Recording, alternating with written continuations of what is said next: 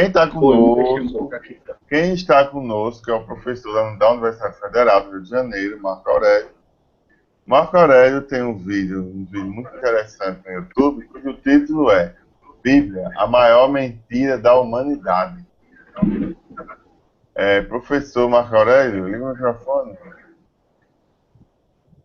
Obrigado. Professor Marco Aurélio, que bom que você está aqui de volta conosco, professor. Professor, eu gostaria que o senhor fizesse algumas perguntas ao nosso Richard Jackson. Ok. Vamos lá. Tá me ouvindo? Tá me ouvindo, Maurício? Estamos ouvindo sim. Muito bem, Marco. Tudo bem Vamos contigo, lá. né? Eu peguei a história pelo fim. Maurício, é todos prazer em vê-lo. Alguns eu já conheço, por quem não conheço, prazer em vê-los. Desculpa, Richard, não acredito em nada que você falou, que não tem nem coerência, nem histórica, nem lógica, nem cronológica, nem nada. Mas é seu direito manifestar o que você acha que você acredita. Primeira coisa, você fala que Maomé, Jesus, Moisés, o faraó, vamos lá.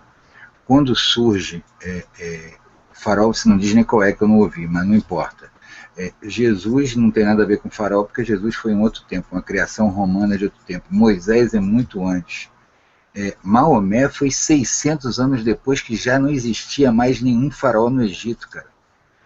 O islamismo foi inventado 600 anos depois. A Bíblia foi escrita 325 anos depois. A Bíblia é um instrumento católico, não é islâmico, não é protestante, ela é católica. A Bíblia foi escrita em Nicéia. Me corrija, Richard, se eu estiver errado. Ele disse que foram histórias escritas alegoricamente, baseado no fato real que foi da existência dele. Não é isso, Richard? Na verdade é assim. Mas olha só, a Bíblia não fala o tempo inteiro de Moisés nem de Jesus. O Novo Testamento sim fala, mas a Bíblia antiga fala de um monte de profetas, um monte de historiadores, juízes, etc. Por que ele é Moisés? Veja bem. E não é os outros? Só lembrando, Marco, só te interromper um pouco, interromper. É o seguinte, tudo foi manipulado. Primeiro que eu, ao analisar as histórias, o seguinte, antes desse faraó se tornar faraó, ele só foi se tornar faraó com 43 anos. Ele viveu numa cidade pequena igual a minha e conheceu personagens. Então, se ele fosse reencarnar, então as pessoas que ele conheceu também reencarnariam. Então ele teve Você está partindo da premissa que a reencarnação existe, que não é provado por ninguém. Exato. É uma concepção sua. Inclusive, nessas religiões, a reencarnação nem é aceita, ponto final. Né? Exato. Então, a reencarnação surge no espiritismo e nem era aceito dentro da religião egípcia. A reencarnação é você ia lá para o céu dos mortos, ou nome parecido com isso. Ele não voltava à vida na Terra. Eu acredito o seguinte, tudo foi feito com um propósito de manipulação, porque é muito difícil para as pessoas estarem diante de uma verdade absoluta. Então, quando ele também não existe verdade absoluta. As verdades são relativas. Então, a verdade absoluta é que agora está provado que existe reencarnação e está provado que existe o karma. Quando? Está tudo se repetindo. Meu nome ainda quem não provou foi isso? Meu nome ainda não foi anunciado. Não, tá bom, mas quem provou que reencarnação existe? Aonde está provado isso? Está provado na figura da minha pessoa e nos exames que devem... Mas isso, olha só, isso é prova anedótica, parceiro. Prova anedótica não vale. Prova em ciência, olha só. Quando você vai usar o termo prova, vamos lá. Veja só, anedótica é porque é pessoal. A anedótica é você ter alguém que afirma algo da forma como eu estou afirmando. Qualquer um, não é alguém, não. Que coloca provas científicas na mesa e o mundo não se manifesta. Alguém que coloca as provas científicas diante da mesa e o mundo não se manifesta. Todos prova científica? Onde foi feita? Olha só, vamos lá, Felipe. Prova científica. Marco Aurélio, assim eu não vou poder falar. Tá, Se você ficar me interrompendo, eu não vou poder conseguir conceber o raciocínio. Eu estou dizendo que existem provas científicas que estão colocadas diante da mesa, diante das pessoas, diante do mundo, e estão fazendo silêncio, estão calados, ninguém fala nada. Existem as provas, todas aquelas, não sou eu somente, existe onde estão as provas? A história, Nefertiti, existe várias pessoas que estão, como eu disse, ele entendeu a Matrix, e justamente o que ele queria provar era justamente o que as pessoas teimam em não acreditar, que é a reencarnação e o karma.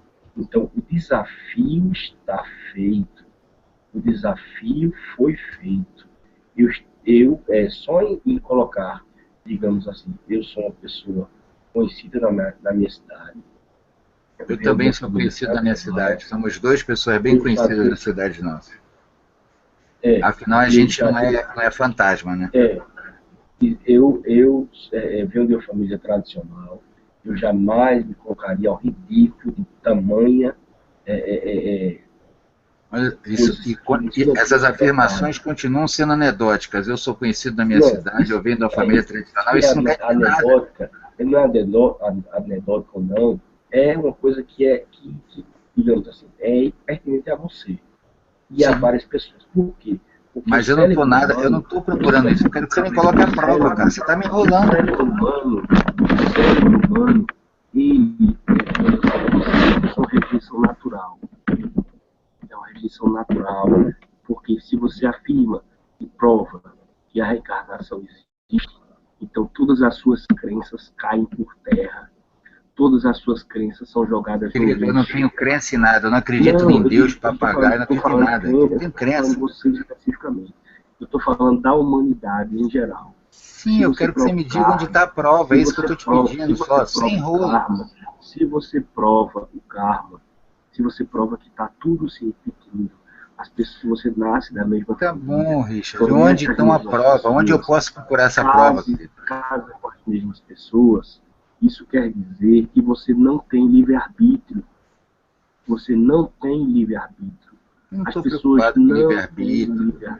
Todo ser vivo tem livre-arbítrio. Eu quero saber onde está a prova, só isso. Exatamente. Não tem. O livre-arbítrio não é total. Entendeu? Tudo isso aqui é como se fosse uma conta matemática exata, perfeita. Então, eu coloquei... Não é exata. Conta matemática não é exata. Nem a matemática é exata. É só você dividir 10 por 3 para você descobrir que ela não é exata. Eu já percebi que você pega muito pelos detalhes, pela palavra. Cada palavra... Eu sou um cara de base científica. Eu pego pelo que é, não é pela invenção. Eu entendo. Estou esperando a origem da prova. A sua colocação. Porque é a mesma deficiência do mundo em se ver diante de uma situação onde vai se provar, porque é muito simples. Tudo se resolve muito simplesmente. Basta que pegue os restos mortais do faraó e compare com o meu corpo mortal. É muito simples. Não tem dificuldade. Você pega o meu corpo, você pega a minha arcada dentária, você pega o DNA, o cabelo, pega todos os traços e coloca diante dos restos mortais do faraó Tutankhamon. Você pega todos os personagens, como eu disse, ele viveu numa cidade como essa. Então aqui tem um Amós com um filho deficiente, que na Bíblia ele teve cuidado, ele sabia que as pessoas duvidariam ou não acreditariam. Então, o livro do profeta Amós. Na verdade, Amós não é nem um profeta. Amós é um cara que ele conheceu na cidade e registrou um filho deficiente. Assim é com todos os outros, Levi, da tribo de Levi, registrou o comportamento da família de Levi. Então, tem muito mais. Eu mostrei fotos a Maurição, digamos, sobre alguns personagens, entendeu? Então, quer dizer, é uma realidade que é imutável. E o desafio foi feito. Está aí para provarem, digamos, provarem eles, eu digo quando não vocês, provarem a elite mundial, não sei, a Igreja Católica, provarem que eu sou uma farsa. Só é fácil demais, é simples. Vamos tirar essa dúvida, se a dúvida... Você lê hieróglifo ou fala egípcio? É simples. Não. Então Eu você só vim descobrir que... Então você não é o farol. Pronto, acabou. Você não pode ser reencarnação do cara que não sabe o básico. Eu descobri apenas 3 anos atrás, há 3 anos atrás, depois da marca da besta, foi que eu descobri que se tratava de uma reencarnação. Que eu fui fazer as analogias... Qual é a marca da besta? Qual é a marca da besta? A marca da besta acontece na dentição humana. A dor da pancada no dente se une à voz interior e cria-se os diálogos. Os diálogos, e durante 40 dias, dá origem a visões que ele interpretou criando os textos bíblicos. Então, tudo que ele passou, tudo que esse faraó vem sofrendo durante os milênios, ele vem registrando nas pirâmides, nos desenhos, Nefertiti, tudo. Tem toda uma história que você ainda não conhece, que o mundo ainda não conhece, que, no caso, vem a se exigir a verdade. Simplesmente, a coisa é tão séria que eles têm tanto medo que até agora nem o jornalista de coragem veio me entrevistar. Ninguém está buscando essa verdade. Entendeu? Ninguém.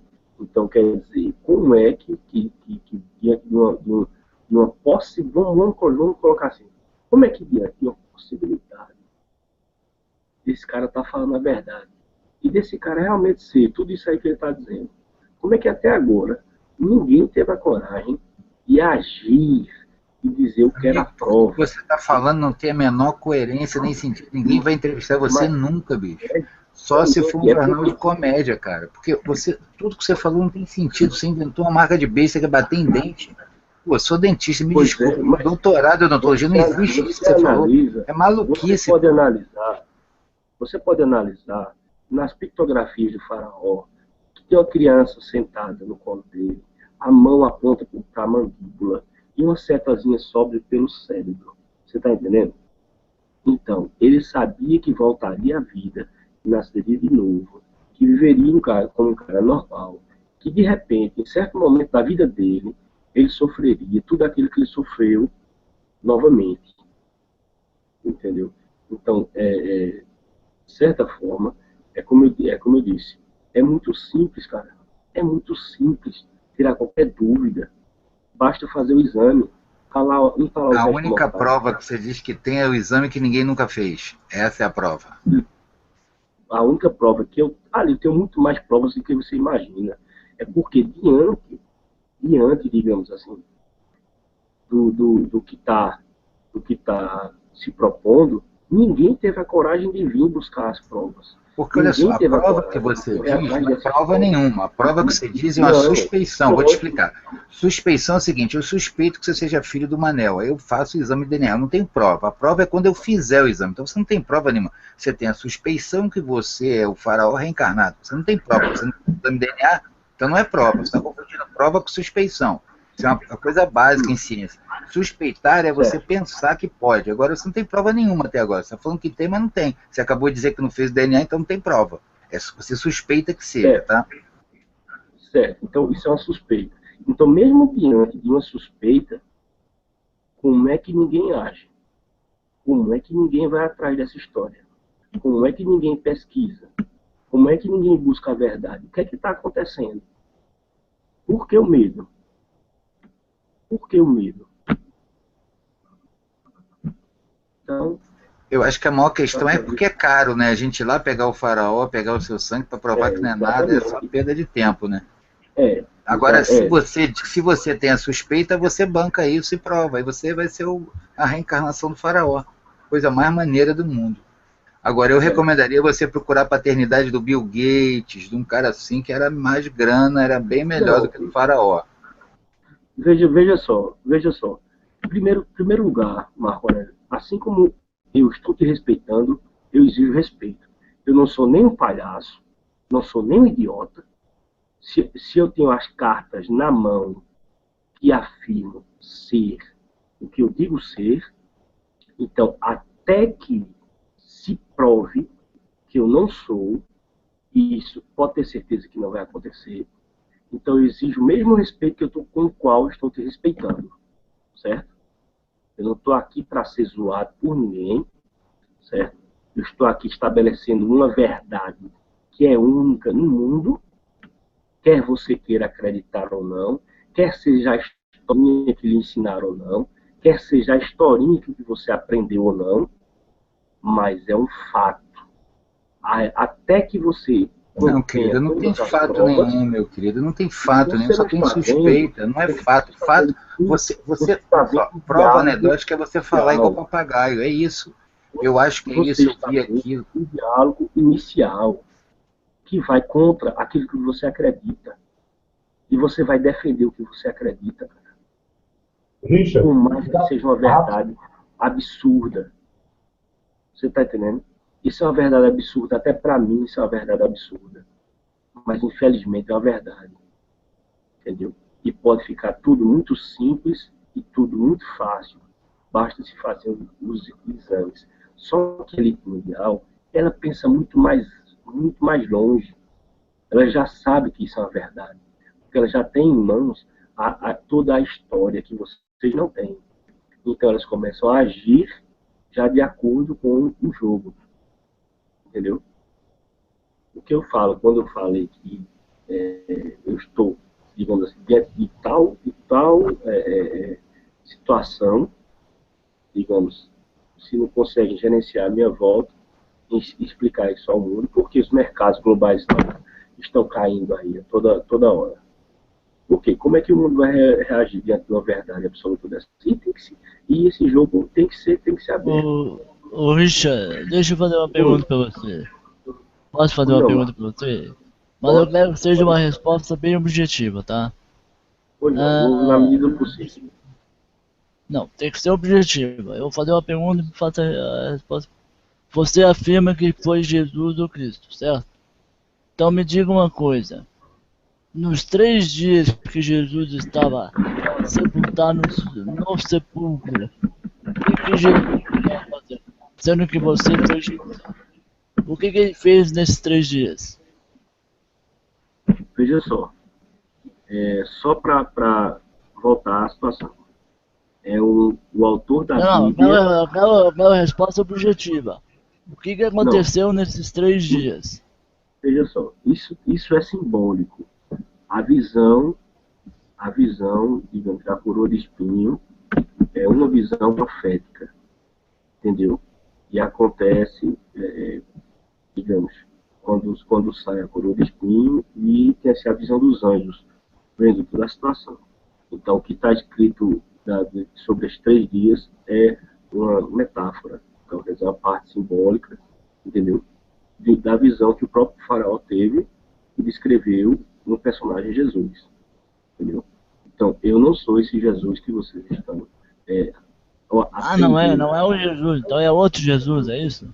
Não sou o Jesus que vocês aprenderam conforme... Na outra vez você afirmou que é a reencarnação de Jesus. Não, a reencarnação... No outro lado você afirmou isso para nós. A reencarnação do faraó Tutankhamon. Não, mas você afirmou numa outra vez que eu estava presente, você afirmou que é Jesus. Não, eu acredito que eu estava presente. Mal entendido aí. Eu tenho sempre sido eu queria uma resposta objetiva, mas infelizmente você não pode dar. Passa a palavra, por favor. Infelizmente mas não o Jesus como se conhece, como se ensinou. Quer dizer que esse faraó é o autor da Bíblia. O faraó Tutankhamon é o autor, é o construtor que criou a história bíblica todinha. Então, no personagem, Jesus... Desculpa, Richard, desculpa interromper. Só um pouquinho. O faraó não foi autor da Bíblia por isso mesmo. A Bíblia foi escrita muitos milhares de anos depois e foi juntada ela no ano 325 no Concílio de Nicéia. Não existia Bíblia antes disso. Olha, tudo foi manipulado. Toda informação que você tem é informação pré-concebida, de uma forma premeditada. tudo aquilo que você estudou, tudo aquilo que você recebeu, que você leu, ou que você aprendeu, dessa forma, está equivocada.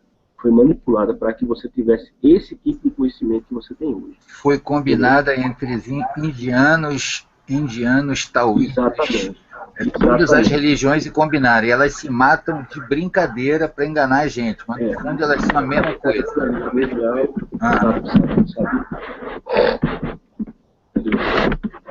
Aí já vem acontecendo há milênios. Essas brigas já vem acontecendo há milênios. Quer dizer, esse faraó, ele foi conhecido por vários nomes.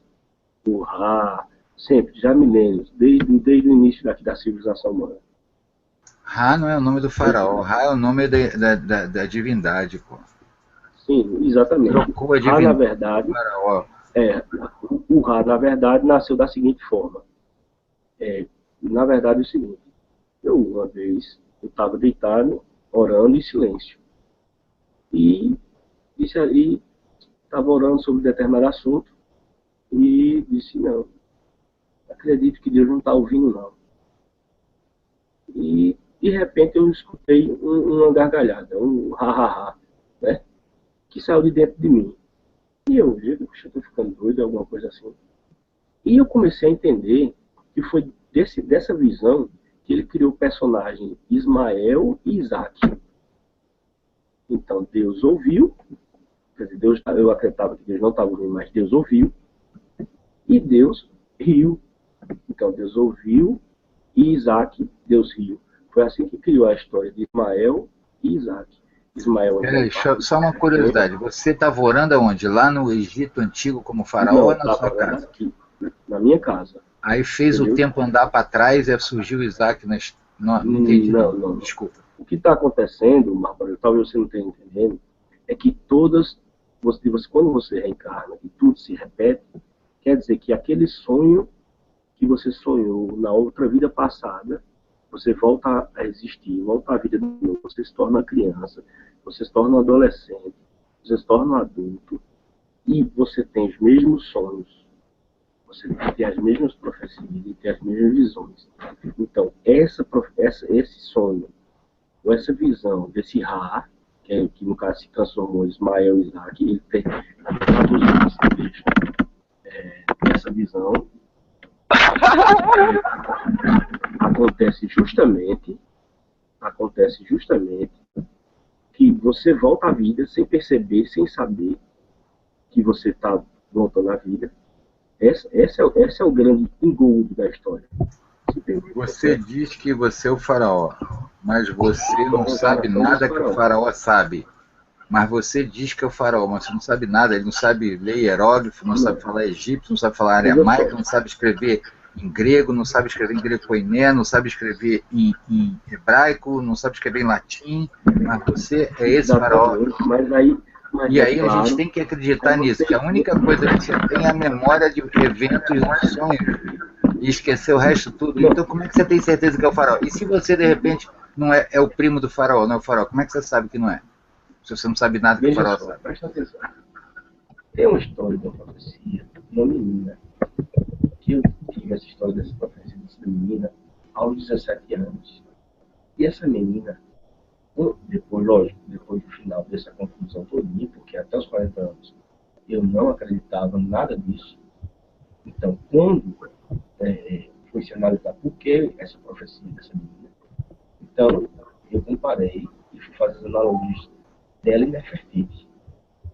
Então, o corpo dessa menina bate 100% com o de Nefertiti. Entendeu?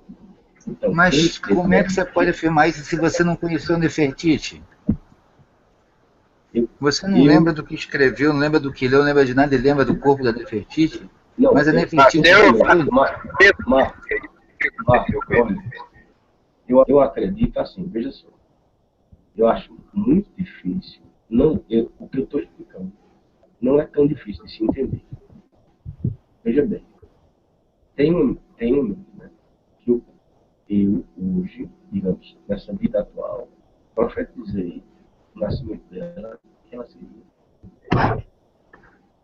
Quando fui com 40 anos, eu encontrei essa menina, toda a história se Resumindo, ao comparar a fisionomia dela com Nefertiti, bateu 100% a fisionomia.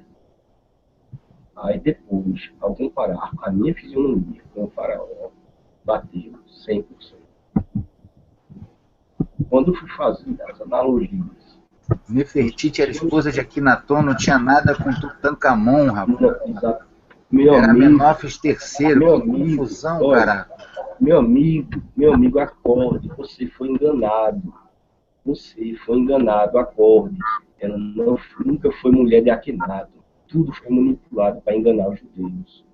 Entendeu?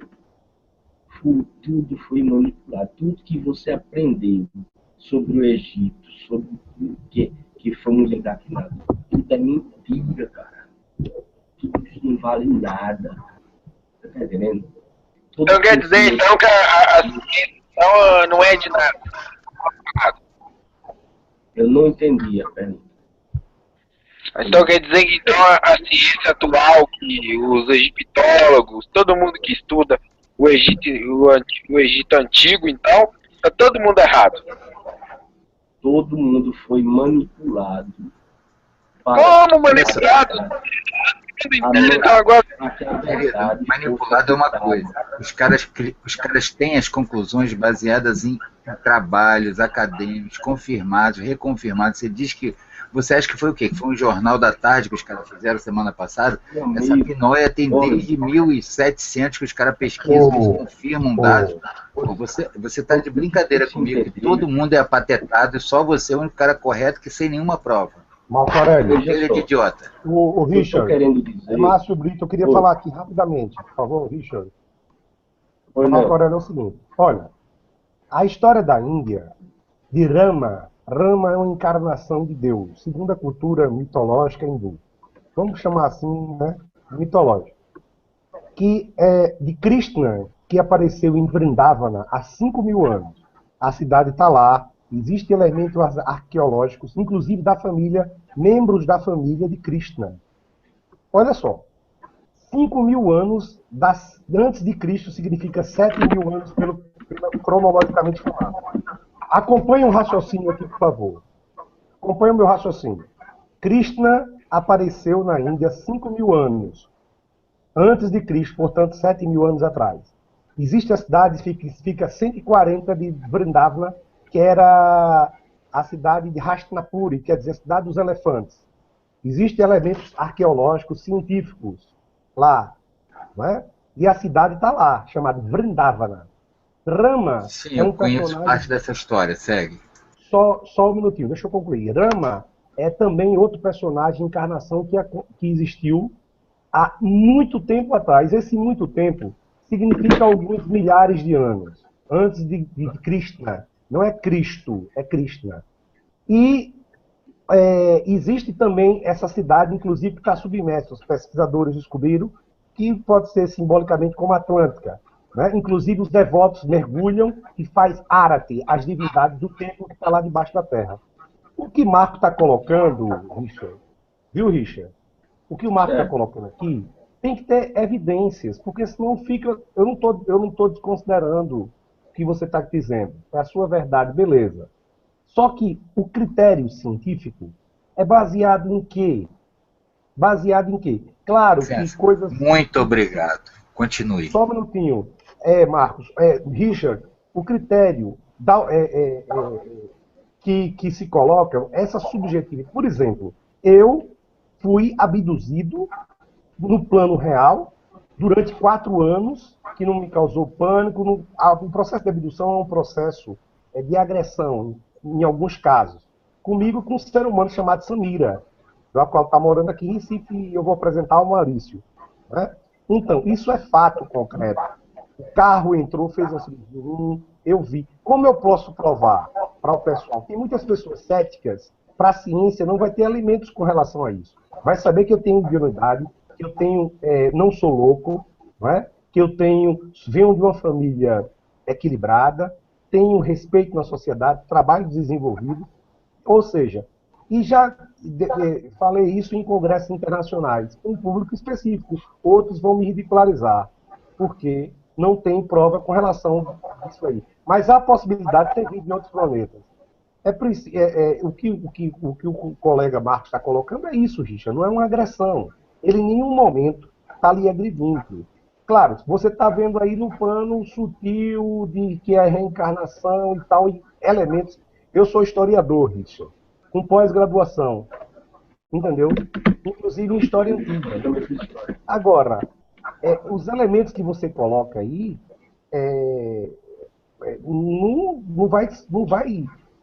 vai ser motivo de chacota no Brasil e no mundo. Da minha não, eu vou lhe respeitar sempre pelo ser humano que você é, pela sua experiência, inclusive porque eu acredito na reencarnação. Também respeito, só que não condiz com nada provável, é só Exatamente. Isso. Foi bem claro, não tem como provar, claro, isso aí claro.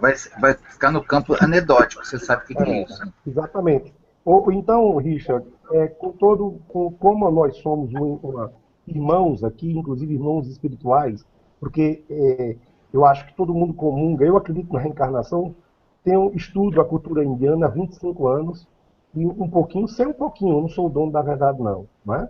Eu quero aprender, estou aqui para aprender. Então são elementos muito subjetivos que o Marcos, não por ser professor universitário, que ele está utilizando um método científico, que é a base de quê? De quê? Eu não estou nem entrando no mérito, se Marco acredita no espírito, se ele acredita em reencarnação, etc. Eu estou querendo que você seja mais objetivo e dizer, porque eu particularmente, por exemplo, não teria essa coragem que você tem. Era só essa observação, viu? Só voltando assim... Muitíssimo obrigado à colocação, é exatamente isso. Não tenho nada contra ninguém, cada um acredita no que quiser, e eu não posso provar que tem ou não tem um bule rodando em Marte, né? Bertrand Russell usa esse exemplo muito antigo sobre isso. Então a questão é a seguinte, agora, o que eu posso provar, o que você diz que é prova, eu já te falei, não é prova, é só suspeita. Você, para provar, você tem de construir uma outra forma de apresentação. E aí está provado. Agora, se você não constrói, fica no campo da suspeição, do achismo. E olha só, anedótico não é que é piada, não. Anedótico é porque são relatos pessoais. Não importa se é seu, do outro, do caixa-prego, do vovô, meu, quem quer que seja. Isso chamam-se provas anedóticas, provas de relato, que não podem ser repetidas. É só isso, tá? Como eu disse, como prova, o desafio está feito no sentido de que a humanidade, ou as pessoas, assim, devem se mobilizar para que, digamos, aqueles restos mortais lá do faraó, o esqueleto, os restos mortais do faraó, seja feita uma comparação com o meu corpo mortal, né, com esse meu corpo humano. A partir do momento que bater 100% e tudo o que eu venho dizendo, então se inicia uma nova fase da lógica, no raciocínio da humanidade, entendeu? Então, isso aí é o que deve acontecer. Uma mobilização para que se prove ou não. Quero fazer uma pergunta. Qual é a necessidade, só um instantinho, qual a necessidade fundamental, fundamentalizada e pregoada, que você está pondo em cima, está repetindo sempre? Por que você tem que comparar os restos mortais do faraó com o seu DNA? Você argumenta para a gente entender qual é o seu conhecimento a respeito do teste que você deve fazer para fazer essa comprovação. Você já foi atrás disso? Essa é a minha pergunta. Excelente pergunta, Ivan. Muito boa pergunta. Veja só. Vou interromper, gente. Eu tenho que dormir, que já é tarde. Eu quero agradecer a todos, obrigado a todos, um grande abraço, etc. As perguntas estão ótimas. Olha só, quem crê no que crê, defende o que crê. Fim de papo. E aí as pessoas têm que se respeitar, gostando ou não do que a pessoa crê. Valeu, um grande abraço a todos. Obrigado, Maurício. Obrigado a Marcos e a todos aí. Bom debate para vocês. Depois eu vou ver com calma amanhã. Valeu, um abraço. Tchau. Ok, meu velho. Um abraço e bom descanso.